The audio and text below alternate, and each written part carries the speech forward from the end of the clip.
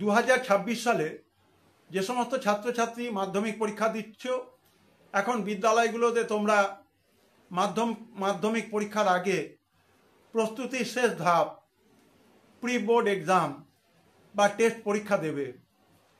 তাদের বিশেষভাবে এখন সজাগভাবে প্রত্যেকটি প্রশ্ন এবং তার উত্তর কি হতে পারে সে বিষয়ে ধরে ধরে তাদের পড়াশুনো করা উচিত। সংস্কার, বৈশিষ্ট্য ও পর্যালোচনা এই অধ্যায় থেকে in the light off history ইতিহাসের আলোয় ইউটিউব চ্যানেলে শুরু করছি নবজাগরণের কয়েকটি সীমাবদ্ধতা। যদি এই প্রশ্নটি থাকে যে সীমাবদ্ধতার জায়গা, তাহলে অবশ্যই এই প্রশ্নটি 4 নম্বর মানের জন্য তোমাদের প্রথম বিভাগ অর্থাৎ 4 নম্বর প্রশ্ন 6টি করতে হবে। সেখানে 4টি বিভাগ থাকে, প্রত্যেকটি বিভাগে 2টি করে প্রশ্ন থাকে। তোমাদের প্রত্যেকটি বিভাগ থেকে 1টি করে প্রশ্ন নিয়ে সর্বমোট 6টি প্রশ্ন, 24 নম্বর, 6 গুণ 4 24 নম্বর হবে। আমরা আলোচনা শুরু করছি, সেটা হচ্ছে নবজাগরণের সীমাবদ্ধতা।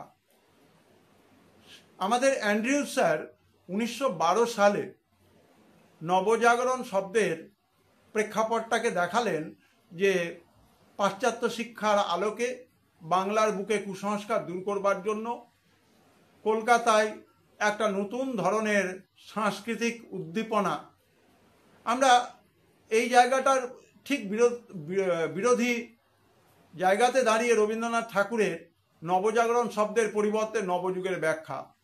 এখানে অবশ্যই বোঝা যাচ্ছে যে রবীন্দ্রনাথও কিন্তু সেই সময়কার একজন গুরুত্বপূর্ণ সংস্কৃতি সম্পন্ন ব্যক্তিত্ব, যিনি কিন্তু এই নবজাগরণকে দেখাতে চাইছেন যে এটা হচ্ছে বিদেশিদের সংস্কৃতি, যার সঙ্গে দেশের সংস্কৃতির যোগ নেই, সাধারণ মানুষের যোগসূত্রতা নেই, শহর কেন্দ্রিক একটি ঐতিহ্য পরম্পরা। দ্বিতীয় হচ্ছে যে এই নবজাগরণ ছিল পুরোপুরি অশিক্ষিত মানুষ, নারী, কৃষক, শ্রমিক এদের আয়ত্তের বাইরে। অর্থাৎ এই মানুষগুলো কোনোভাবেই নবজাগরণ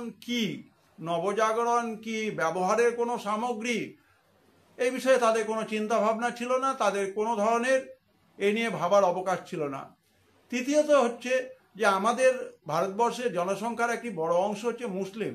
এই মুসলিমদেরকে বাদ দিয়ে কিন্তু এই নবজাগরণের প্রয়াস হয়েছিল। আমাদের মুসলিমরা যারা আন্দোলনে এসেছেন তাদেরকে আমরা দেখতে পাই অবশ্যই বঙ্গভঙ্গের প্রেক্ষাপট থেকে। সুতরাং এই ভিডিওটি শেষ অবধি দেখবে। সবাই ভালো থাকবে, সবাই সুস্থ থাকবে।